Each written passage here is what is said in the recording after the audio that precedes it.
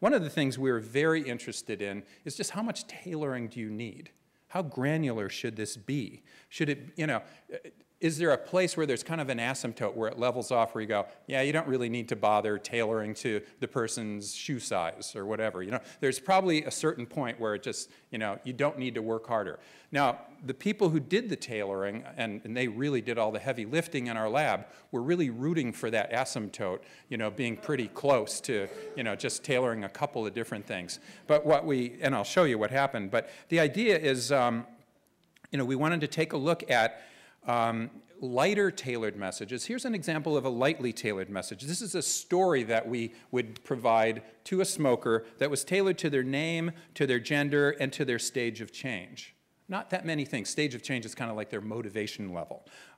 This is a more deeply, more granularly tailored message. This takes more work to build. But once it's built, once the software is designed, it costs no more than the less tailored message, right?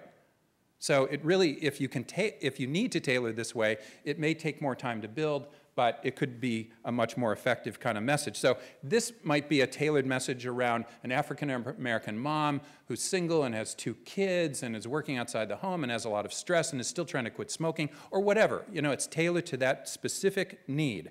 So what we did was look at a combination of low-depth tailoring versus all the way through high-depth tailoring. We gave everybody the nicotine patch. This is for cigarette smoking. Gave everybody a nicotine patch. And what we found was as you increase the dose of tailoring, the specificity of the tailoring and granularity, you found an increase in 6-month quit rates by a lot.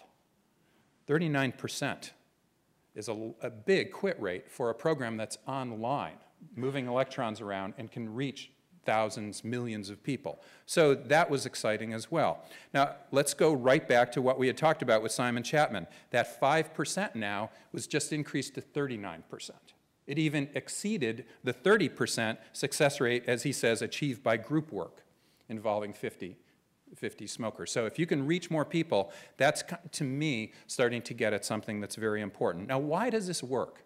That's another question we started asking in our laboratory. And we brought in a woman, a researcher, Hannah Chua, and a number of other people from cognitive psychology who were doing a lot of work with fMRI. Functional magnetic resonance imaging. They put people into this imager, they show them different messages, and they scan their brains and look at where increases in oxygenated blood flow go throughout the brain. And we had specific hypotheses of where the blood flow should go if we gave them lighter messages, like as a smoker who smokes a lot of cigarettes, versus heavy, more deeply tailored messages. As a male smoker who smokes 25 cigarettes a day and has been smoking for 6 years, a much more deeply tailored message.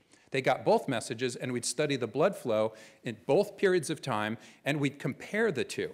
We'd do the same thing with 60 different messages. So ask someone special to be there for you versus ask your sister to be ready for emails. And that's because this person had a sister, and they emailed. Come up with a list of things you can do with the money you'll save after you're smoke-free. Come up with a list of things you'll do with the $130 you save, because we know how many cigarettes they smoke. So you add up all the high-tailored messages, compare them to all the low-tailored, look at where the blood flow goes in the brain, and it went to 2 areas we thought it might go to.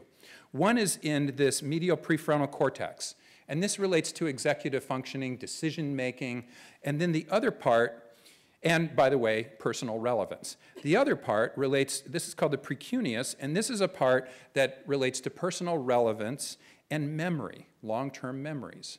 And that was really intriguing. In other words, when we're telling a story to a person that's relevant to them, they go back to their long-term memories and they elaborate on it more. Oh, yes, that makes sense for me and who I am as a person. So this is related to a lot of other research that's looked at correlates of self-reflection.